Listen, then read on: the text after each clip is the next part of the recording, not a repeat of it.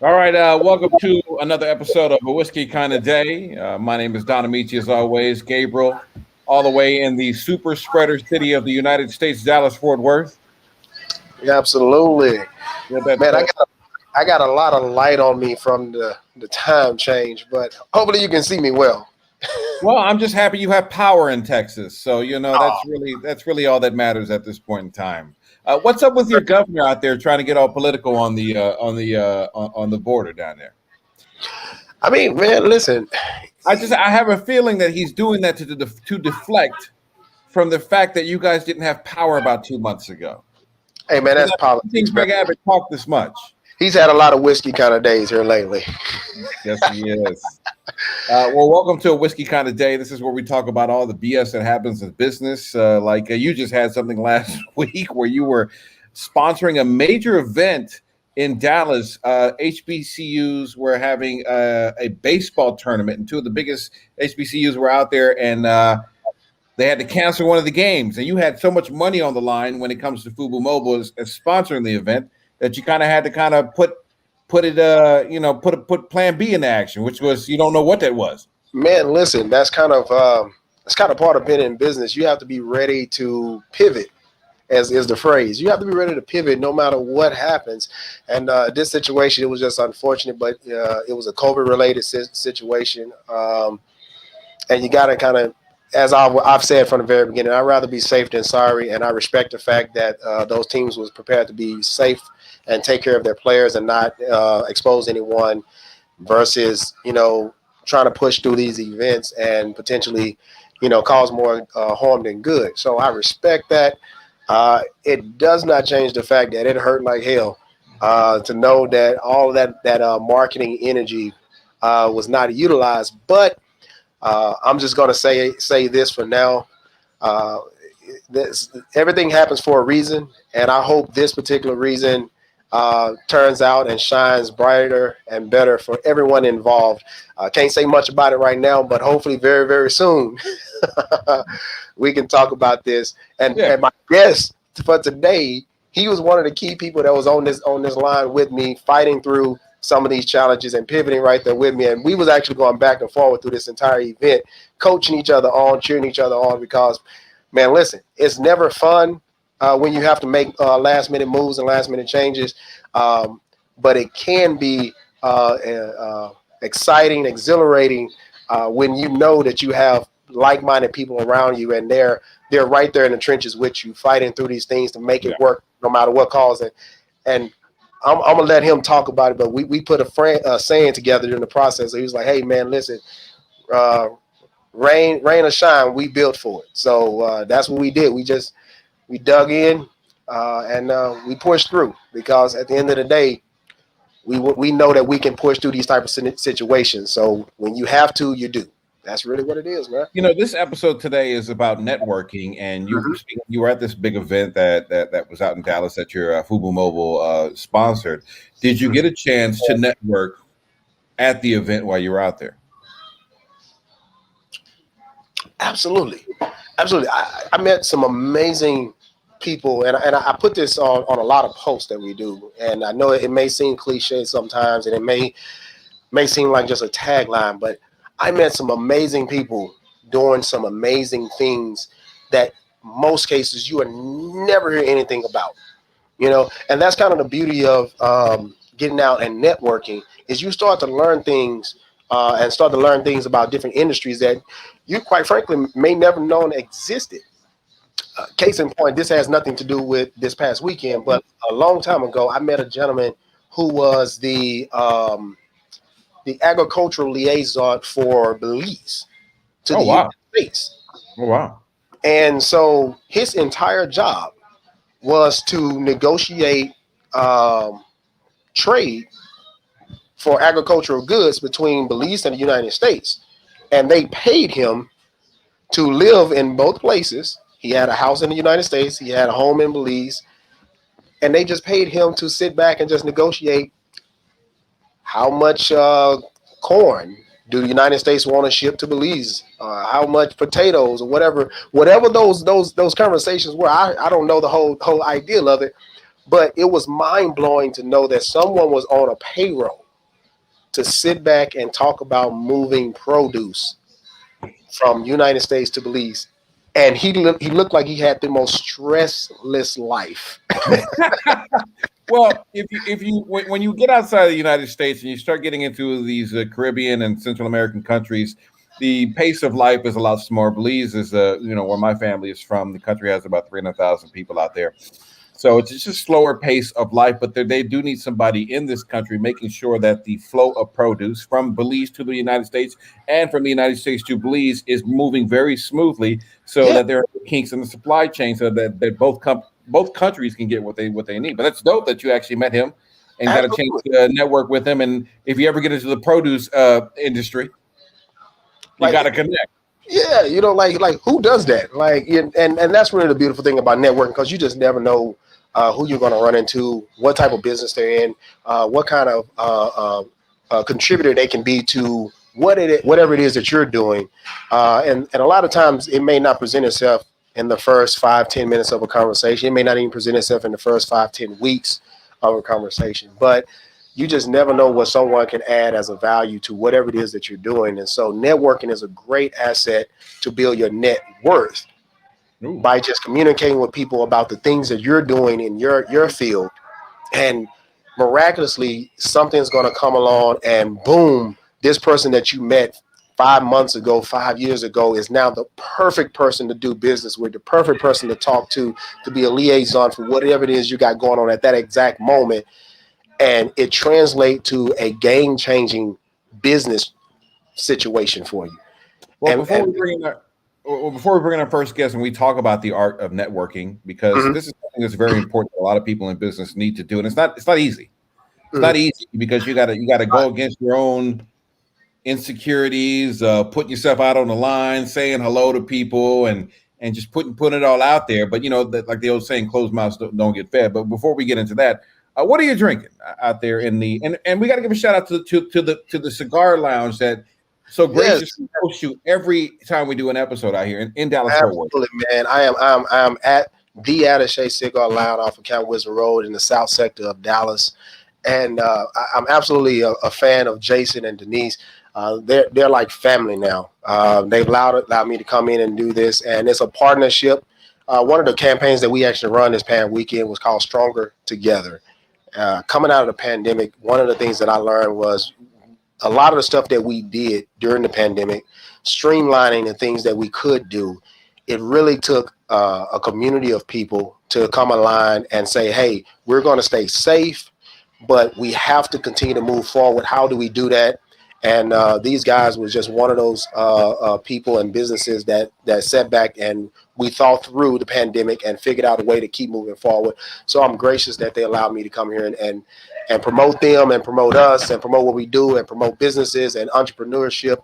But shout out to them. I'm drinking Gentleman Jack, and I am Gentleman, drinking a now why do they call it Gentleman Jack? What is that? because I'm a gentleman. What kind of question is that? I'm just asking. I'm just Simple asking. enough. I mean, is that it? I mean, I'm drinking sake. Okay. You know, I've got my little sake thing here. Again with the pinky, man. Again with the pinky. What is with you and this pinky? Like, Mm. Great vintage.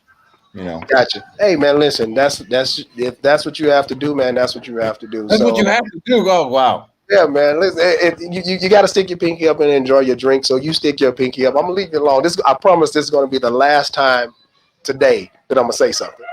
Mm. Very good. We got a great guest today, Calvin Whitaker, who is a promoter in Dallas Fort Worth, and he promotes one of the biggest events in the DFW, the Greek Picnic, which started in Atlanta, and then he moved it over to Dallas. Yep. I say he is what you call a social marketer.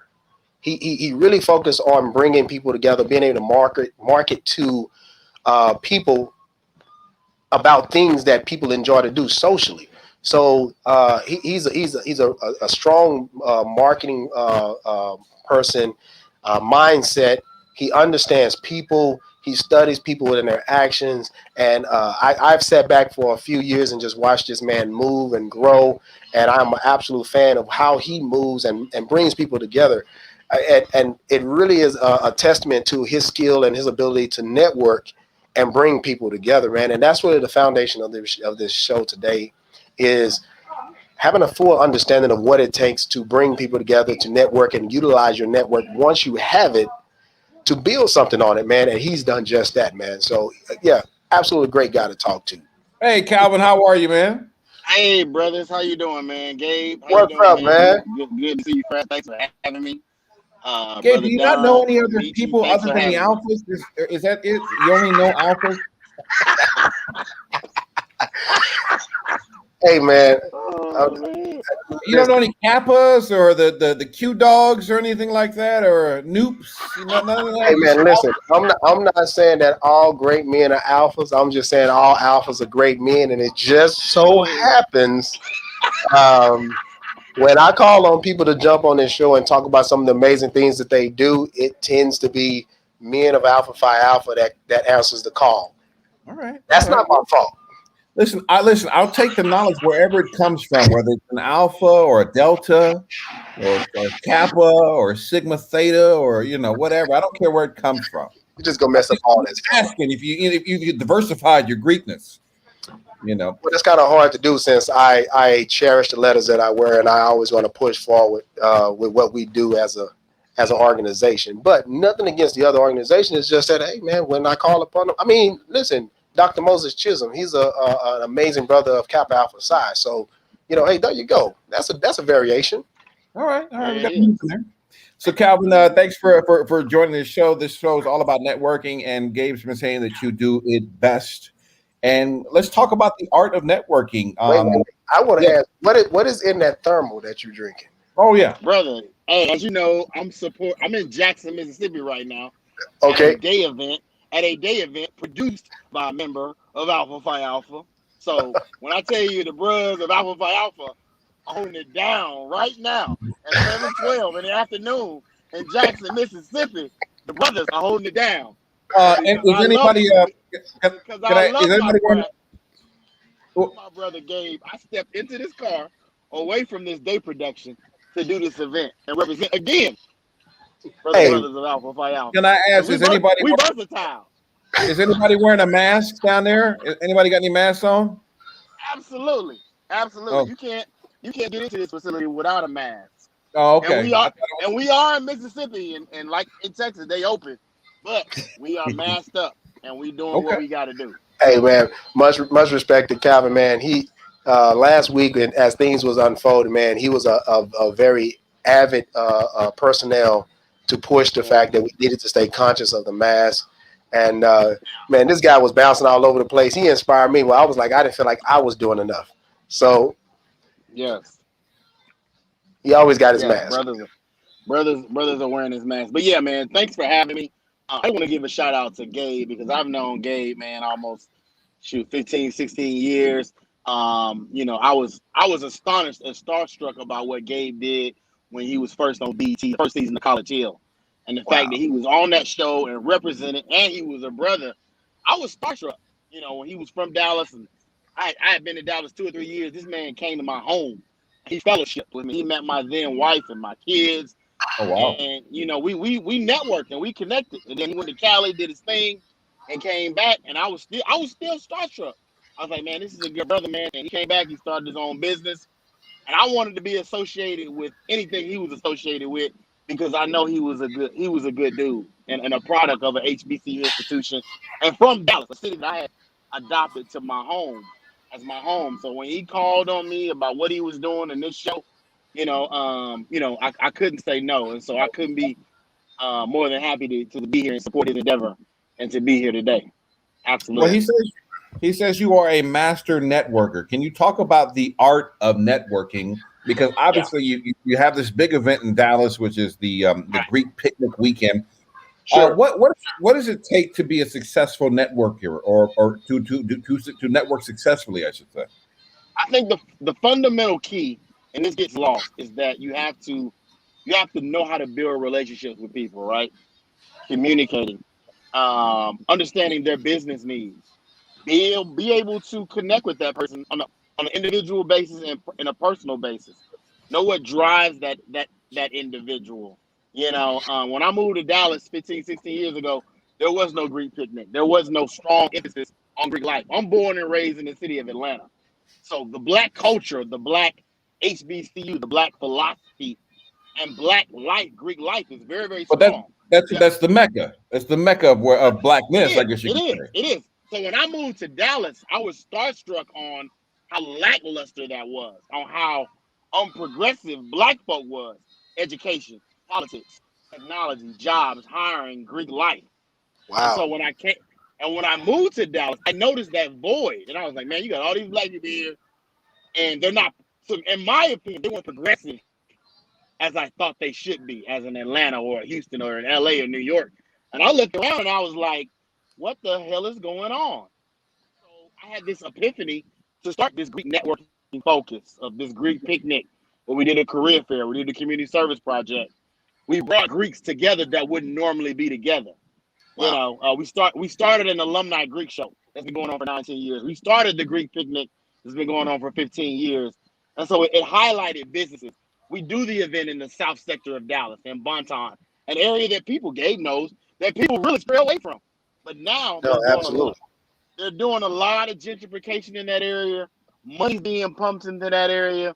And so it's a very, very crucial focal point. But it was hard. Number one, I'm black. Number one, I'm Greek. I wasn't active in my organization. And I wasn't from Dallas. So they was like, who does this dude think he is creating this again? He ain't from Dallas. It's all about the money, dealing with all those people. But So what was the first thing you did then? So you saw the void, you got here, right. You knew this would be big, you knew it was big in Atlanta. You knew that if I just bring it, the people will come. What did you do? What was the first thing that you started to do to build awareness of the event and invite people out? Yeah, the first thing I did, I talked to some of the key stakeholders, members of the organizations that were Greek, right? The local NPHCs in Dallas and Fort Worth, and kind of understanding what their vision was and what their focal point was, and how to really, get this event to the forefront. And at first, because Dallas wasn't progressive, I got a lot of pushback, right? And that inspired a little doubt. But then I started talking to administration officials on these college campuses, started talking to undergrad Greeks, kind of understanding what their need was. And then really talking to local politicians in the southern sector of Dallas, understanding where would be the best area in this event from a safety standpoint, what community impact, would be beneficial to that area. Right? It took a lot of time, energy, a lot of personal investment into this particular area, because Bonton is an area that was really dangerous at the time that a lot of black people just didn't venture into. But I came in with the philosophy is, if I can't be safe around my own people, who can I be? Or who can I feel comfortable around? Right? I wasn't going to do this event in a Plano or an Allen or Frisco, because we all know what would have happened, right? And so it was very important to keep our money black, keep our community black, keep our investment black.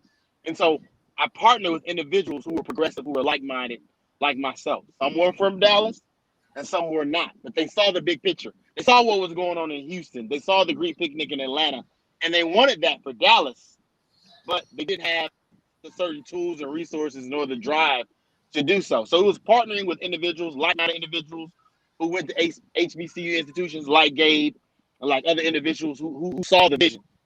And it was a lot of work. And now I can say 12, 13 years, it's an extremely branded event. I have benefited. The community has benefited. But I think building those key relationships, and once people see your true heart, your true intent, after that happens, and then it all truly begins to pay off.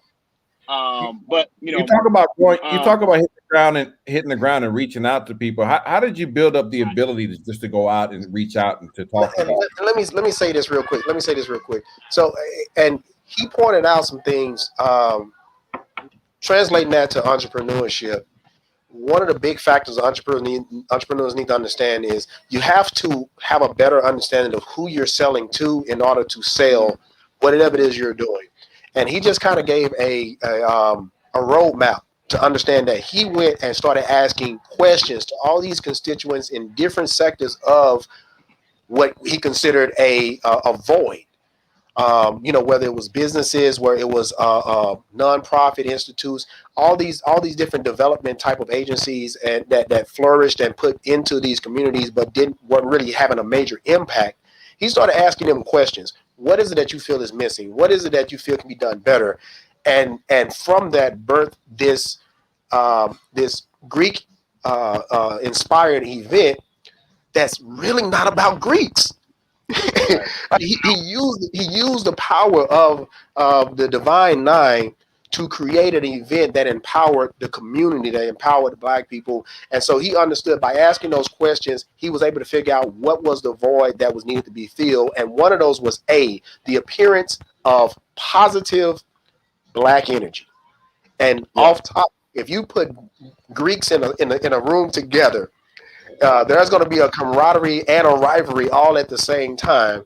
At our age, when we was in college, it may have been different, but at our age, there's going to be a camaraderie and a rivalry at the same time that really pushes the narrative of positive energy, pushing each other, elevating each other, and just from that alone, whether it's just a stroll off, coming together, barbecuing, automatically that's going to be a show of power.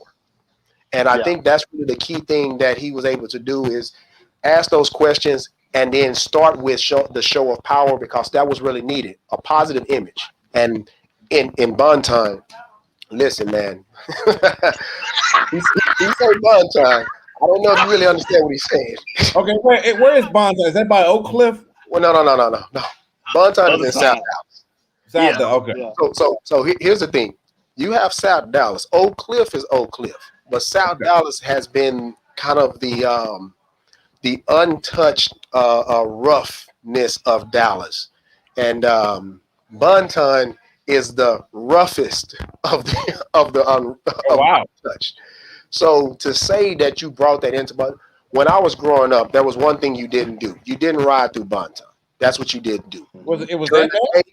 During the day, during the night, during the weekend, 5 a.m., 5 p.m., it didn't matter. You don't ride through Bonton because they will block you in and you might not come out. I grew up off of Bear Street and Sparks. Yes, sir. Right around the corner from Bonton. So listen, I got a lot of stories, but hey, this ain't the platform for that. Let's talk on that. Did you have to go into that neighborhood and talk to the people that lived in that neighborhood and let them know what you were planning to do in that neighborhood? Yes and no. So Gabe knows my partner, Charles, we call him City. He's from Dallas.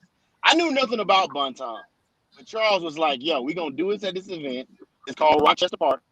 They've renamed it to William Bill Blair Jr. Park. Yeah. Mm-hmm. The first 2 years, there was a project right next to the park in elementary school. Both of them have been since demolished. I knew nothing about the neighborhood, the historical significance of the neighborhood. I wanted a nice park in a Black area. And my ex-wife at the time is from Dallas. And she was like, where you having this picnic? Oh, no, I ain't coming. And ain't nobody else is either. Wow.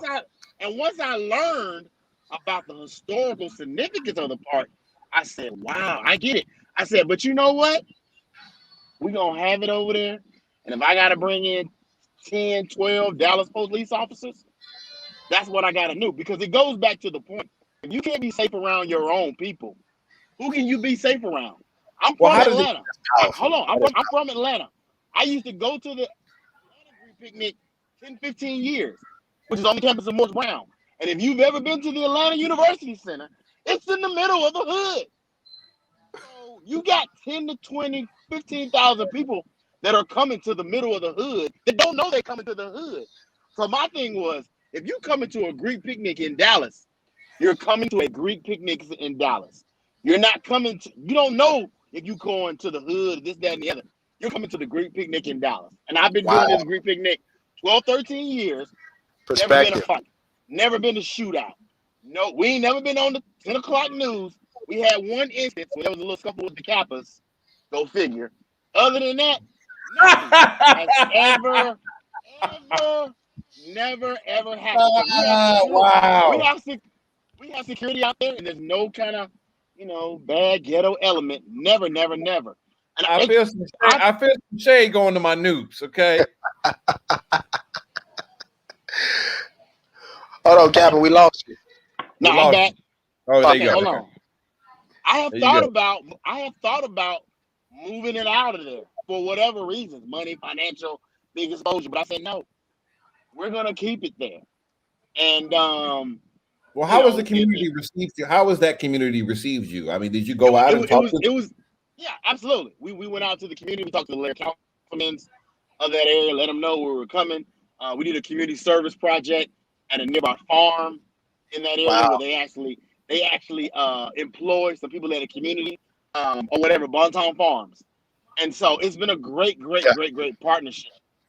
And so there's a lot of gentrification and stuff in there, and they're doing in that area. It's really kind of eye opening. I mean, I've been doing this since 2008, 2009. Here it is about to be 2021. Oh, we lost. We We lost lost you. you. We lost you. We can't hear you. There you go. Now, okay, There you go. yeah, There you my girl's calling, but I'm gonna keep talking. Probably go. like, Okay. well, yeah, but I can't wait to go back 2022 and see what that area looks like because we haven't done a green picnic in 2 years. But Right. yes, we've definitely partnered with the community. You know, there's a definite amount of focus and engagement and money and Mhm. resources, you know, that are pumped into the area. But yes, it was a challenge first starting out. But now they know, hey, the green picnics in South Dallas, we're giving back to the community. You know, we're employing people, and it's all been positive. But building those relationships with those key stakeholders, the politicians, the mayors, the councilmen, and the Greeks and small business owners have been very vital to this event being That's successful. beautiful.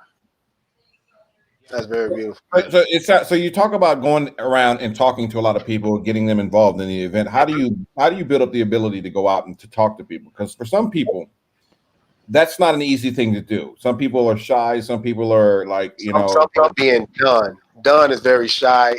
He doesn't really like to talk to people. So Well, no, listen. If you understood the amount of people that come up to me and talk to me and want to just he's it's a just he's a superstar. He's shy. no. I've worked in media my whole life. It's just you got to understand it's overwhelming when everybody wants a piece of you, and it's just yeah, I'd rather just stay in the background and disappear.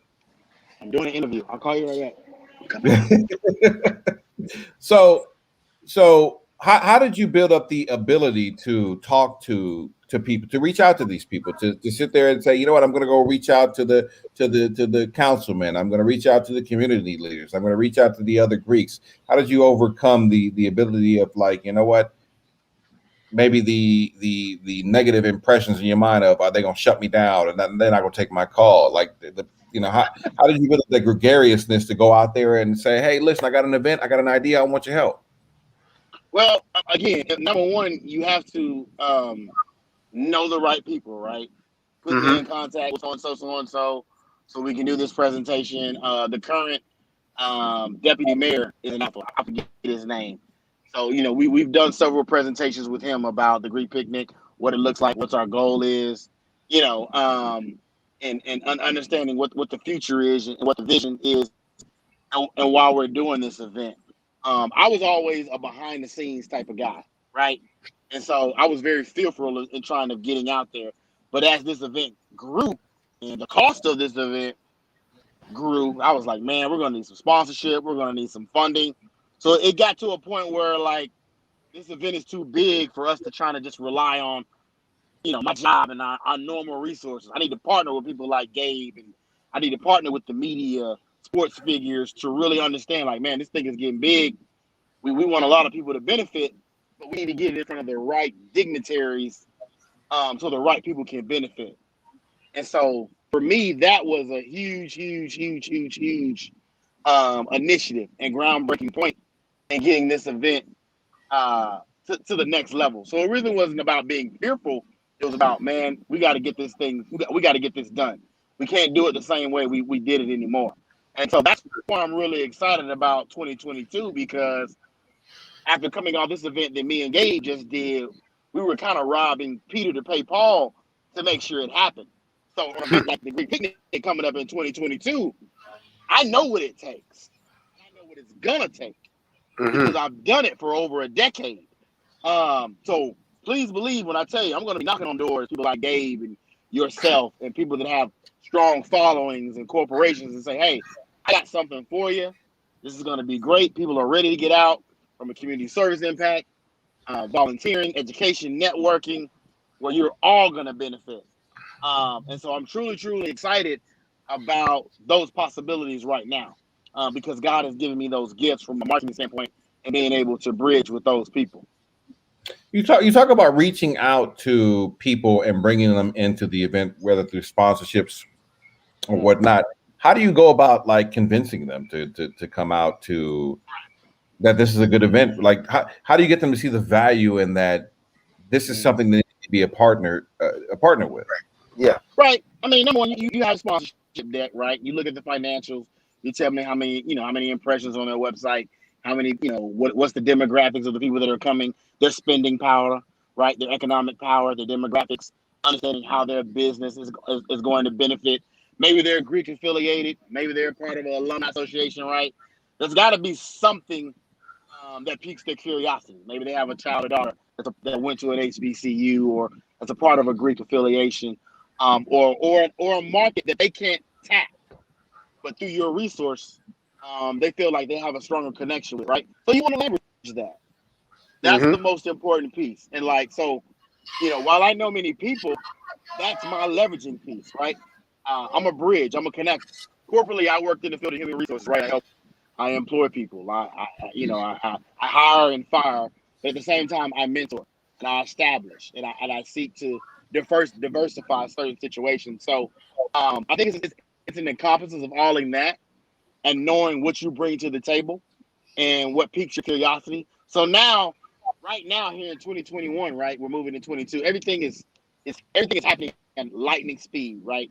E-commerce is a big thing. I want it hot. I want it fast. I want it now. I want it correct. So when I think about the Greek picnic and I'm not showing everything that I do in 2020, 2022, it has to be digital. It has to be engaging. Wow. It has to be alluring. People have to see it. They don't want to read it. They want to see it. And that's the way you're going to be able to capture that audience, that click, that customer, that client, to get them engaged. Hence, we're doing a live video now. People want to know who's behind the Great Picnic. They don't want to read about it. Okay, he's an alpha. He does this, does that. He travels, this, that, and the other. They want to be connected to the consumer and the business owner, and they want to know. And so I think that pulled me from behind the camera and behind the stage, and I had to learn how to step from behind that because I was always the kind of behind the scenes guy. This evolution, this age has taught me in order to succeed and to be profitable, you got to step behind the camera. And it's not about being popular and this, that, and the other. It's about appealing to your audience, your base, and your customer, and your clientele, and building that relationship in a virtual environment. Let me ask you this. So we're talking about building relationships and starting relationships and being able to grow on that. So let me ask you, in your experience in networking, you walked into a room. You had to assess the environment. You had to work the room. You had to walk up and negotiate and enter into conversations with people. What are some of the things that you did to engage the people in the room to be able to network with them? Repeat that question real quick. What are some of the things that you had to do in order to engage the people in the room and network with them? I think the first thing is that you have to listen.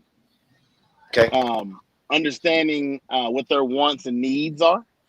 Yeah. And understanding what drives them and motivates them. Right. Right. Like case in point, where I work. Right.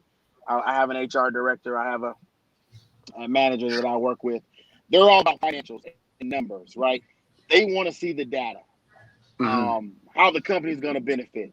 You already know them, but you need to connect with them on another space, right? My company, Kubota Tractor Corporation, they sponsored the HBCU event. But before they wrote that check, I had to connect with them in a different way. Yeah, they know Calvin, he's a great employee, but how is this event gonna benefit Kubota? If we write this check, how many college students is this gonna get them in front of? How many internships or applications are they gonna get? What type of exposure is the company gonna get that that normally they wouldn't get exposed to, right? So it's all about finding that fine line and that creative niche with that person you're marketing to, whether it's an employer, whether it's a business partner, whether it's a neighbor. If you're selling something, you gotta understand what makes that person tick. If you're building that relationship, right? Because it's So, all about dollars and cents. It's all about numbers and making particular things matter. do you have a certain technique that you use entering those conversations that kind of diffuse the person across from you or engage them? Do you have a certain technique that you use? Brother, at the end of the day, man, I think it's honesty, right? Right. It's straight up honesty about what they're getting, what they're not getting, who you are, what you represent, and your true passion. Coming Mhm. off this HBCU event that you and I did, I Yeah. told my employers I'm passionate about the upward mobility of the minority community and getting Black folks hired and exposing Right on. HBCUs and putting us to the next level. We took a mighty blow in 2020, COVID, all the social unrest. So I told them about how I was feeling, how Black folk are feeling, how HBCUs are suffering, Wow. and why they need to divest into HBCUs culturally, economically. We need jobs too. And most importantly, man, we need you guys to listen, right? Hmm. And then we want you. We're going to expose to you how you're going to benefit. You know, I think they have to have that honesty piece. And then you have to show them how they're economically going to benefit, socially, culturally, and put them in a space, whatever business that you're entertaining, that they've never benefited from. Wow. I think transparency is very, very important. You're always trying to sell. But I think the beauty of being honest of what you're selling is the most important factor Wow. at the end of the day. Have And you so have you well, have you run into some no's that you've turned into yeses? you know what? Absolutely, I have. Hmm. And it was one of those things where I learned from it. I had to go back and clean up some things, brush up the presentation skills, dot my I's, cross my T's, understanding the financials a little bit more. But I didn't look at it as a defeat. I looked at it as an opportunity, to go back and to improve my presentation skills or my analytical skills. And I looked at it in this way. You really don't need a bunch of yeses. You really only need one good yes, right? That's Mhm. all you Just like need. when Just you're one. applying, just like when you're applying for a job, right? You can only really work one corporate job. And so, at one point I was out of work for damn near 6, 7 months. And my people were keeping me up, motivated, my parents and my good friend. She was like, Calvin, all you really need is one yes. Out of all the Hmm. no's, just remember you only need one yes. And she said, watch this. When you get that one yes, next thing you know, you have about 3, 4, 5 of them. You know how that happens. So I thought about that when I was doing this presentation to my employer about this event that I came off of. You know, they could have came back and said, no, we can't do 3,000. Maybe we can do one. But, they came back and said, yes, this is what we're going to do. And so you have to think in that mindset, anytime you go into, in a situation like that. So let me ask you this, because this show is called Whiskey Kind of Day, and so Okay. we talk about some of the harder moments and what you have to sit back and have a drink on some things. Have you ever had a situation in your industry of networking and bringing people together where you felt like somebody was an asset, somebody was a benefit of to be around you and be a part of your space, but most cases they were toxic? Ooh. You know what? No, You ain't got to unfortunately, name I names. haven't. No. I haven't had anybody that was around a marketing space or an event or project that was toxic. I think if anything, I just reevaluated what their role was Hmm. and what their role was going to be going forward, right?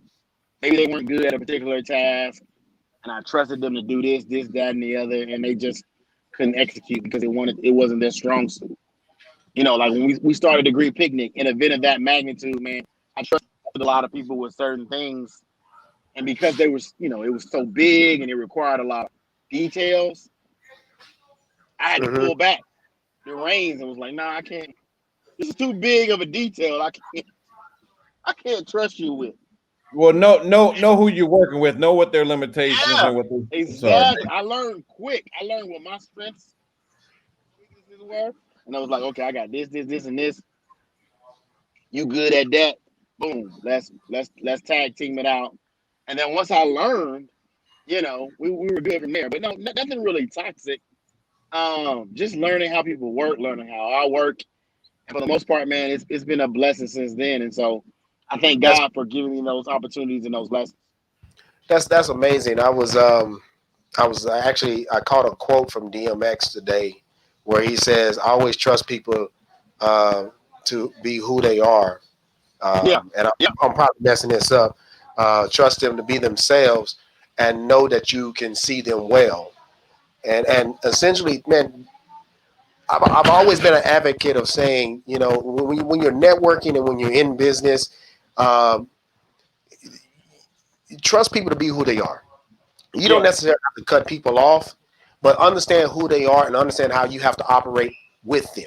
You know, yeah, Right. this person may be X, Y, and Z. They may be that, or this and this, that, and the other. But at the end of the day, everybody has their issues. Everybody has their things, their isms, if you will.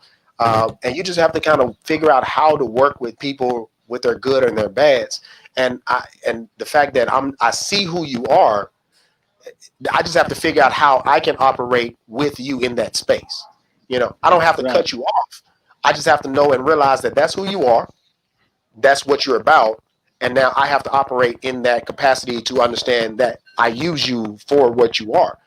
And being in business, you know, a lot of times being under this brand of FUBU, um, I see that often. People are in my space with Hmm. the idea that they're going to use me. And I have to assess that, okay, hey, that's what you are. That's who you are. I get it. You want to use this. You want to use me to use this brand to do what you need to do. But I have to make sure and figure out that that's who you are. And now I have to operate knowing that's who you are. I ain't got to cut you off. I just got to operate knowing that's who you are. And I think Yeah. that's a really big part of networking is understanding that everybody has a value. It may not be the way you want it to be. It may not be the cleanest. It may not be the nicest. Everybody has a value, good, bad, or ugly. You just got to figure out how to operate with everyone in that space. Now, if it is one of those situations where you have to cut them off, that may be the way you have to operate with them. You just have to cut them off. Not saying that's not a case, but at the end of the day, knowing these people, knowing who you are, accepting who they are, and being able to move forward is a golden part about being in business and networking. So I think that's great, brother. I want to talk about your success with networking. So you started this idea, you had the idea, you start reaching out to people. How long was it before you started seeing that the networking is paying off and providing fruit? You know, how long, how much work did you have to put in to where you're saying, you know what, these people I'm reaching out to, I'm getting them involved and they're Right. making the event bigger and they're actually, this is actually working. Man, I think probably year 4 or 5, it really started to Oh, pay off. wow. Wow. Yeah, So we started. consistency is the big lesson from that. Yeah, yeah, we started to get national attention, really regional attention. People were coming from Austin and Houston. People wanted to use this event, you know, mayors, politicians to speak to young students, right? Getting people out registered to vote. Artists wanted to come to perform at this event, like nationally known artists, right? Because they saw what was happening in Houston and Atlanta. And so I was like, hey, this, you know, you want to come up? This is what it's gonna cost you. This is, this is the platform. This is kind of what I needed. And so all of the hard work and the groundwork, getting out, going to college campuses, traveling to conventions, and talking to those individuals. It was at that point, it was like, man, I really, really got something. And so this event happens once a year, but it's really like a 6 to 9 month planning process, like even in the off season. Oh, wow. With the marketing and the PR and the recap and the website, pictures, photo development. Wow. People want to use the name on just about everything you can think of. And so I had to be real particular about how I use the name Dallas Greek Picnic Weekend, who was I gonna let be associated with it, because I didn't want to taint the event, right? I didn't want it to become something negative, or I hate to use the word ghetto, or something that was just I had a negative connotation to it, right? Well, let me stop you for a second. That's a very important. That's a very important thing when it comes to a brand that you build up, of who you allow to associate with it. Exactly. Because once it's out of your hands, all it takes is one bad move on somebody else's part to tarnish the whole thing. Exactly. I mean, we've seen what happened with Philly Greek. We've seen what happened to the the Capitol Beach Party down in Galveston. We've seen what happened with Freaknik in Atlanta, right? The wrong things happen, the wrong people get involved, and I was like, coming up live on Fox 4 News, Dallas Greek Picnic, Council Whitaker. No, sir. Yeah. No, sir. And so that's why this year it was like, yo, COVID almost over. You gonna have it this year? I'm like, no. I'm gonna give everybody a good full year to get vaccinated, because they're not gonna say Dallas Greek Picnic super spreader event. Anybody got no mask on? No. We good. We gonna wait till next year. We're better, clear. I ain't that hard up for no money and this, that, and the other. It's not that serious, right? But you're absolutely right. I had to be very cautious, because a lot of people want to be involved with DGP for the right reasons and for the wrong reasons, right? And I'm 41, 42 years old. Been in this Greek game 22 years.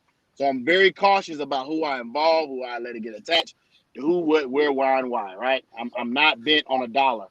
I'm more bent on branding and doing things the right way. So that's how I fell into it.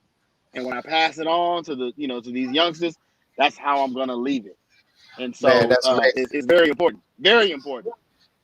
That goes back to early on in the season, down when we was talking about protecting the brand. Man, you just gotta you gotta protect the brand, man, and make sure that everything that you do, you gotta have that foresight to look down the road and say, hey, man, is this person going to carry my flag or and in the right capacity, or just if anybody is associated with, how do we navigate those negatives if they do come up?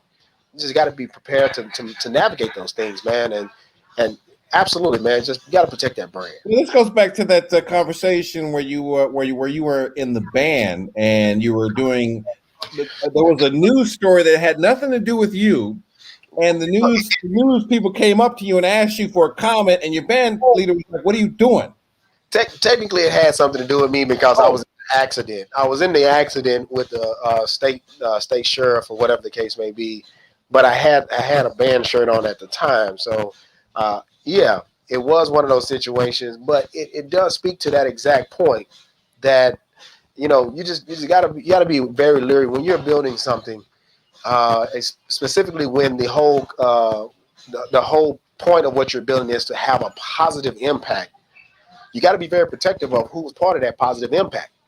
I can't tell you how many times I've had people come to me and say, "Hey, man, I got this artist, this rap artist, or this dance artist, or this model, and they, I want them to, to model your club, model your label, or something like this. They want to be an influencer." And at the end of the day, man, hey, you put on this shirt or you put on this brand, and you do whatever you do to drive traffic. I always ask people two things. When you drive traffic to social media, how does that translate to driving traffic to my website? How does that translate to sales, first and foremost? And just for an example, if you are a model and majority of the time you're posing half naked, how does that translate to people buying cell phones? Right, you're going to get eyeballs. Yeah, how much it looks. What's the conversion rate on that? What is the conversion rate on that? Because at the end of the day, ain't nobody looking at you because you got a cell phone in your hand. They're looking at you because you're half naked. Listen, if that's the case, I mean, that's an example. I don't want anybody to get upset like we talking bad about somebody in their social media IG career. Right.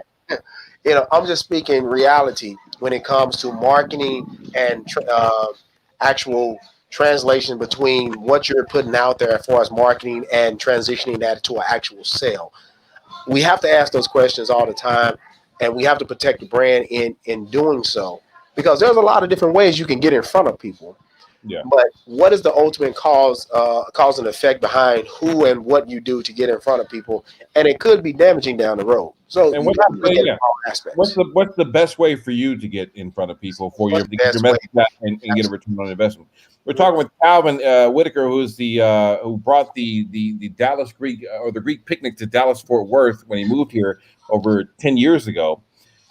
Where do you see yourself network? And we're talking about the art of networking also, and how he's took this event from zero to a major success in Dallas. Where do you see yourself taking this event in the future? Like, can you make it any bigger than what it is? Can you reach out to Coca-Cola? Can you reach out to I don't know, Tesla? The world. Yeah, absolutely. It has to. And how do you see yourself reaching out to these people to get them to knock on the door because a lot of times we see these big corporations, but we don't know first person to get to holler at. I think we gotta be aggressive, and we gotta open our mouths, right? Coming off this event I just did with Kubota, my company, with the HBCU, in the middle of the pandemic, we gotta open our mouths, right? My network is large. Yes, in the middle of a pandemic, my network is huge. I know a bunch of our frat brothers. AT&T headquartered in Dallas. Toyota's headquartered in Dallas. The Dallas Cowboys, Texas Rangers. We've got Greeks, non-Greeks inside of these organizations that are ready to not only invest in HBCUs, but ready to invest at Black events. But if we don't know and we don't open our mouths, we leave hundreds and hundreds of thousands of dollars on the table. The NBA just invested millions of dollars into HBCUs, right? The NFL is doing the same thing. MLB is about to do something real big here in Dallas. So the time is now. And so really, I've been sleeping even before the pandemic on what Dallas Greek Picnic can be. Like, the Atlanta Greek Picnic is huge. He brings 15,000, 20,000 people here. Atlanta is a whole different market. Dallas can be just as big, if not bigger. New Black people who got money, HBCUs, PWIs, are moving to Dallas, Fort Worth, Texas, as we speak, every day of the minute. Right here, very second, somebody Black and prominent, a millionaire, just moved to the DFW Metroplex. But if we don't get out there and network and open our mouths and put together a valid presentation about what's happening, about what's going on right now, then we'll never take advantage of these opportunities. People like Gabe moving back to Dallas from LA or Alaska got money to spend, ready to spend and invest in their people. But if they're not presented with an idea or something that sparks their eye, they're gonna go about their business and keep money in their pocket. So please believe, when 2022 runs around, I'm hollering at every major corporation here in the Metroplex and saying, hey, we got an event coming up in South Dallas, whether you're a mobile network carrier, social media company, or whatever, because we know Black folks are on social media 24/7. We got to get in front of those people. There's no reason why Dallas can't be the next Atlanta, Houston, LA, London, when it comes to marketing and promotions. We have the largest polarized franchise in the Metroplex. Why we ain't in front of Mr. Jones over there? Why we ain't doing an HBCU grid night at Jerry's World like we do at the Mavs area? Can we lay out a roadmap for, let's say somebody's watching this right now and they are trying to start an event like what you did with the Greek Picnic, or maybe start a business, or maybe just they have an idea. What's the first thing? What's the first step they need to do to start making this happen? Number one, have a vision, have a business plan, know the demographics of your area, right, and understanding what's thriving in that area and what gets people attention. I'll give you a prime example. I live in the Louisville area. I flew at a spot in the colony called Cigar International, right? I don't really smoke cigars on the regular, but the bros do it every now and then. And we were patroning that spot the Sunday after our HBCU event, Gabe. Sunday night, packed. Guess who was mostly in that place? Spending money. Cool. Black folk. Why don't we have our own cigar bar on that level in North Dallas in the colony? Why are we giving our money to Tom? It's not in North Dallas, but hey, we are right here. North Dallas, the colony south. Why don't we have a facility on that level on our side of town, on that side of town that we can just patronize and put money in our pocket? So understand what the vision is, and understand the demographic and the driving economics in your area. I saw 12, 15 years ago that Greek life wasn't important in Dallas. It wasn't influential on a social level like Atlanta, where it's shit to be Greek, excuse my language. But in Dallas, it wasn't relevant. It was about the Cowboys, sports, going out. It is about the Cowboys. It's about Greek life. Jerry Jones about and the Cowboys. That's it. That's it. Don, it's about sports. Don is a real big Dallas Cowboys fan. No, I'm an LA fan. When you come to Atlanta, it's about black culture and hanging out, strip clubs, Atlanta University Center, Martin Luther King. And people ain't thinking about the Falcons. People ain't thinking about the Falcons or the Braves or the Hawks. That's real, man. It's a bunch of black empowerment here, mayors, bunch of beautiful black women, black people doing good, they thriving. That's what people think about when they think about Atlanta. They don't think about their sports teams. When you come to Dallas, it's about the Cowboys, right? So you have to know your environment and your element. And I wanted to make Greek life, black Greek life, relevant. And so why not present a Greek picnic that brings all the Greeks together, alumni, professionals, business owners, in one space and provide them a marketplace to network and to thrive. Wow. And so once I saw what I had, I was like, man, if I put this together, I can retire off this.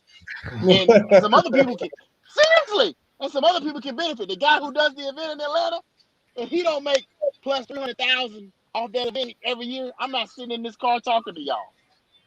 I can do this. If God gives me the right vision and talent, I can do the same thing. Hey, man, you need an assistant. I'll be glad to work for you.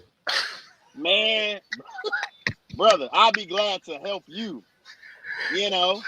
but it takes a lot of work, man, and trusting God. Yes, sir. Wow. Anything of worth, man, takes hard work to get to it, man. So, and that's a really big part of networking. A lot of people think networking is just walking into a room talking to people, but it's actually talking with a purpose. Having a game plan, as you said. When you walk up to every person you walk up to, you got to have a game plan walking into that situation. How you introduce yourself, how you engage them. There's a lot of different factors that go into networking. It's more than just walking in a room and saying, hey, my name is such and such. This is what I do. What do you do? How can we make money together? There's a whole line of issues and things that you have to overcome in those few seconds of introducing yourself to someone that allows that person to open up to you to see if you even worthy of an additional 5 minutes of their time. But I want to put something out too that I guess kind of an actionable thing that people can do is to take stock of their friends, family, and their own network that they have around them. Like, you guys are connected through the Greeks, right? The Alphas, So there's kind of like a thing where you guys will listen to another Greek that come to you. But people have everybody has their own little network of friends, associates, and maybe they could reach out to them to see how they could work together. How valuable is my own personal network in trying to help facilitate what I'm trying to do? Because a lot of times we don't think that we have people that may be able to help us around, because we interact with these people on such of a social level that we're not thinking about business. So let me ask that question. And it really wasn't a question, but let me chime into that comment. I think when you're assessing your network, you have to understand, back to what we was talking about, you have to assess your network, understanding the people that are in your immediate network. I can't go to my cousin, who I know is a hardworking man supporting his family. He's not very lucrative financially, and be like, hey, man, can you contribute financially to X, Y, and Z? but I know that he's someone that's going to support me by coming out. He's going to be somebody that's going to post me on social media. So you have to be very conscious, again, knowing the But person there's that still you're value there. There's still value in that. so you have to know who you're selling to, again, to your own network. And the problem with that is I think a lot of people, when they start reaching out to their own network, they don't assess their network to understand who it is that they're talking to, and they rub them the wrong way. If every time I see you, What do you mean by rub them the wrong way? What do you mean? Like you mean like hey support, shoot some money this way. but every time I'm talking to you about support, I'm asking you for money, and money ain't your MO. Money ain't what moves you. Money ain't your thing. You don't have a whole lot of capital sitting down where I can keep asking you for money, and you're gonna be like, yeah, man, I'll support you. I'll throw a couple of dollars. So what is it that I can ask you for that you can't do? But what can I ask you for? And that's the reality of when it comes to networking and dealing with people, assessing your network. You you really got to dial in and say, hey, man, who am I talking to? How can they actually benefit me at the same time? How can what I'm doing benefit them? Because at the end of the day, if I'm also asking you to post a picture, an event, or whatever the case may be, what do you gain out of that? If I don't have anything that benefits you on your social media page, you may be one of those people that like commenting on crazy stuff. You like commenting and posting, comedic things on your page. You may not want to post what I have to post.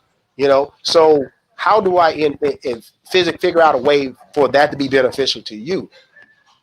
And that's looking at the relationship and seeing what do I have to offer you that is going to get you excited about helping me. Exactly. I mean, that's a great nugget, man. That's a great nugget. Like, look into your network, but what can you offer them so that they can help you back in return?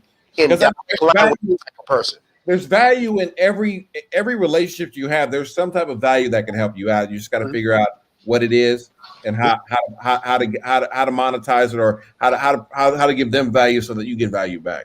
Absolutely. Man. Wow, that's a great talk. Well, Calvin, we don't want to hold you up from your day party, which seems to be turning into a night party. Yeah, it's all good. Hey, yeah, I better get in. My girl, man, you like on this damn interview. It's all good. Tell her you're dropping nuggets and you're helping the community. You networking right now. Hey, she was working the door at this. She was working at the door at this event anyway. So she said, man, I'm conducting business and helping out my frat, and your business as well, man. Each one teach one. But I definitely appreciate the opportunity. Yes, where can they follow you and find about the Greek picnic? And I know we're at DFW Greek Picnic on Instagram. Where else? Yeah, DFW Greek Picnic on Instagram. You can pull up on Facebook, Dallas Greek Picnic Weekend. Y'all already got it. Or go to DallasGreekPicnic.com. And then you just message me on Facebook, Calvin Whitaker. If you got any questions about anything that I'm involved in, about any of my events, networking opportunities, I do PR marketing as well. I have an e-blast list as well. Somebody's looking for some small business help here in the DFW area. You can easily find me. So I'd love to be a resource and to assist any young entrepreneurs out there. Absolutely. And vice versa. Anytime you need some help, whenever when the picnic is getting right back up, come on the show. Oh yeah, absolutely. I'll look forward to it, man. Thank you, sir. All right, man.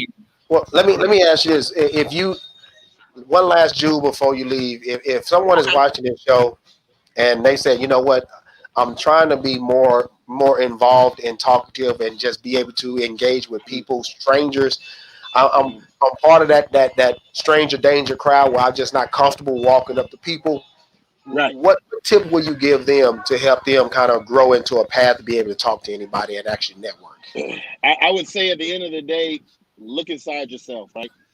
Talk to God and understand what your gift is, and let your gift flow through you, right? Wow. Believe it or not, I was a shy person. Didn't like to get in front of people. Didn't like talking. Stumbled, stuttered. But I knew my gift was just being a kind, generous person, right? And connecting people.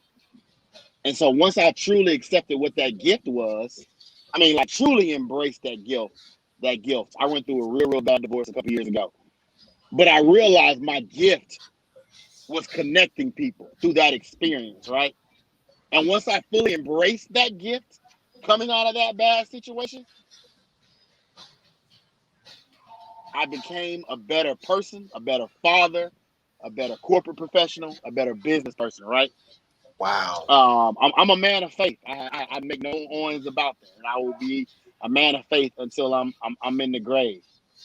But let God use you and find your gift, and once you have that gift, it will flow through you, and it will speak through you, and That's that's what it did for me, right? And when that happens, and when it hits you, the blessings will come down. Yeah. Right? But you have to be willing to listen, man, and embrace those things. I make no bones about it. I'm not perfect. I'm not, the worst person in the world. I just know what my gift is, right? And once you truly embrace that, man, step into it. Gabe Well, has a gift. This brother has that's a gift amazing, on man. here, and you have to yeah. step into it, man. Don't hold back, because if you do, you're going, you're going to be very, very miserable. And let him use you and guide you. I use the prep as my gift, the organization, the ability, the HR skills, the life lessons that I had, and it's put money in my pocket. It's put money in other individuals' pocket. It's improved my health. It's improved my livelihood. It's improved the That's real. livelihood of people I know and the people and complete strangers. And that's something that I'll never take for granted, and nobody can ever take away, because it was a gift from the man above. That's Yeah. beautiful. I think everybody knows what their gift is. Some are just scared to execute it, and There you you gotta go. you can't be scared. You know deep down inside that gift that God gave you, because you've been using it for so long, and it's Yes, been sir. benefiting you for so long. You just Yeah. have to kind of step into it and own it, There and you walk go. with it. And that's a Keyword. hard part. That's the hard part where you got to jump. But you know what? Mm-hmm. You got one life. Make it happen. Yes, sir. Amen. Hey, Amen. man, All right, I couldn't have said it better myself. That's beautiful. Absolutely, Yeah. man. Yeah. Where's Calvin. Thank you so Amen. much. Thank you so much for hanging out. Well, let's get back to the party before it turns into a midnight party. And hey, Yeah. tell the wifey thank you for letting us borrow you. Okay. Yeah. No doubt. Hey, man, I appreciate it. Hey, Gabe, love you, brother. Take care, man. love you too, Appreciate the brother? opportunity, Thank bro. you. All right, Absolutely, brother. man. Enjoy All You your right. have evening. a great evening. Yes, All sir. right. Yes, Bye Thank bye. sir. you. Yeah. Wow, what an amazing conversation! A lot of great jewels right there. Networking is not an easy thing to do, but you have to. He sat there and said, "I wanted to." He had a vision, Mm-hmm. and he made it. He made it happen, and he stayed consistent with the vision. I think those are the major takeaways from this. Was Yeah. that there was no Greek life in Dallas, no major Greek life in Dallas. He wanted to put something together. He started reaching out, and you know what? Went out to the community. Didn't worry about the part of town it was in, and Yeah. just did it. He did it. Stayed consistent with it, and Yeah. then it took on a life of its own. So consistency is the major key out there, and reaching out to people in the community, the That's councilmen, and beautiful. understanding, and don't build up this wall in your mind that these people are unreachable. You just got to stay consistent and persistent with it. Man, I think that's one of the most beautiful and amazing things that he said was, if I can't be safe around my own people, then who can I be safe around? Yeah. And I personally did not know that aspect of what he was doing, but when he said it, it spoke volumes, because truly and honestly, the neighborhood that he did this in, it it historically isn't the safest. It historically has its rough patches and its its issues. But the fact that he accepted those issues and he said, "I'm going to use that as a reason to be here versus a reason to leave," is, man, it speaks volume about his character and the person that he is, and what he was able to create over this decade of what he's been doing with as far as bringing people together. Yeah. Uh, And hats off. on a deeper level, he was God was using him to Mm-hmm. impact an area of town that needed to be impacted in a positive way. And this is another big, spiritual thing. And who's to say that him doing that event in that part of town didn't spearhead the ideal that people can come into that part of town and develop and revitalize that area. I know he used the word gentrification, and it is some gentrification in the south sector, south side of Dallas, but there's still a lot of just redevelopment and giving back and ownership of the black community, minority community, holding on to property, holding on to businesses. So a lot of that is still going on. There is some gentrification, don't get me wrong, but there is still a lot of ownership that is being taken place to preserve those areas And who's to say that wasn't a big impact that he brought to the table by showing that, hey, we can come together in this part of town and act civilized, have an amazing event, create hundreds of thousands of dollars worth of revenue. Because mind you, bring money to the community. Because I'm sure people was eating at restaurants and pumping gas and all kind of different things in that area throughout that point in time. Who's to say that he wasn't the catalyst that created that mindset?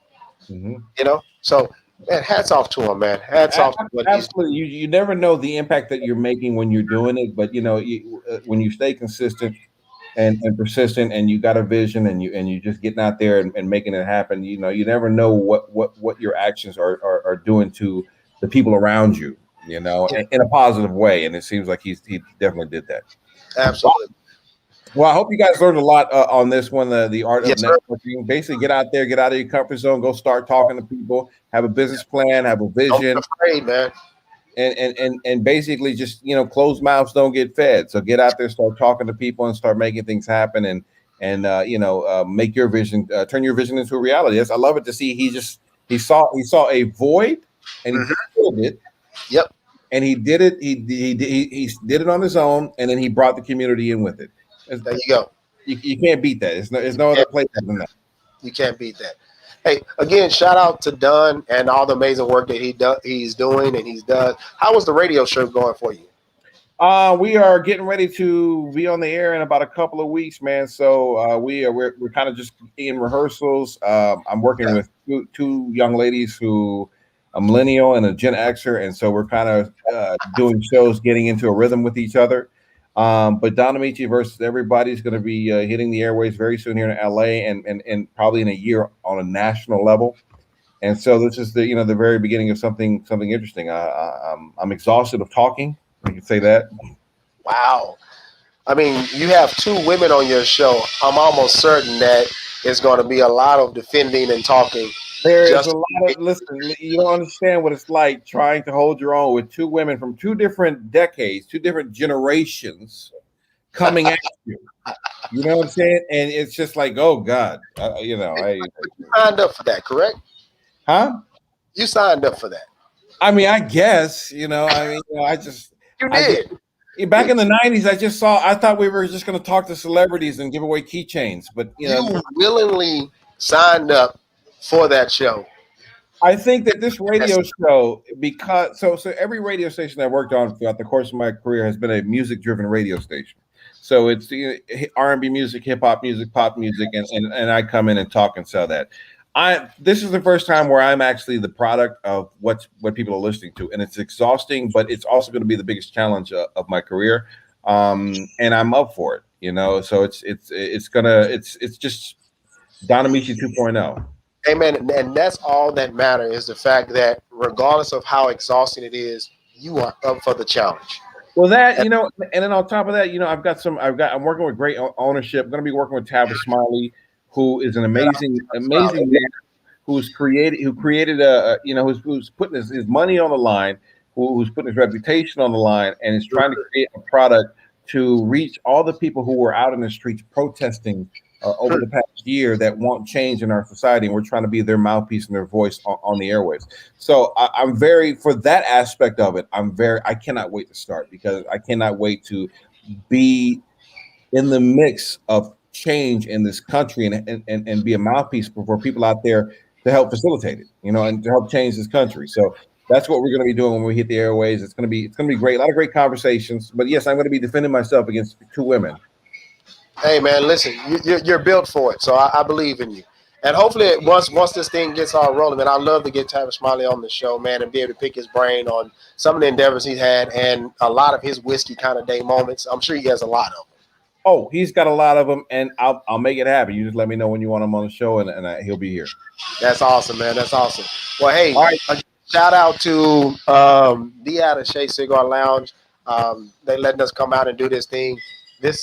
They offered this cigar up. This is a Dominican big leagues. Okay. And, it is extremely smooth. I'm enjoying it. As always, I'm feeling good. I'm gonna sit back and listen to some live music here in a minute.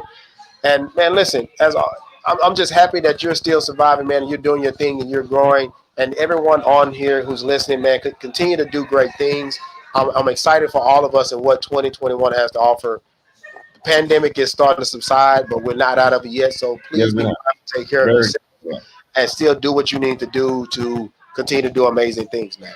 And one last thing, Gabe is it has a shop in Dallas. If you're ever in the Dallas-Fort Worth area, FUBU Mobile, you need a cell phone, you need accessories, you need whatever you want. Where's the shop, and where can they go visit you at the shop? 2500 East Pioneer Parkway, Arlington, Texas. There's 2 miles shy of the Cowboy Stadium. Or you can find me on FUBUMobile.com. Real simple. Go to FUBUMobile.com and I can get you set up with a phone, get you set up with service, get you set up with accessories. Everything that your cell phone provider can do, I can do. I'm not gonna say I can do it better because I'm dealing with some big boys, but I can do it the exact same way, and it's me. Look at you can't beat that. You can't beat that. All right, Gabe. Have fun out at the Cigar Lounge until next whiskey kind of day. I'll catch you later. All right. Absolutely, sir. Thank you, and thank you everybody for watching.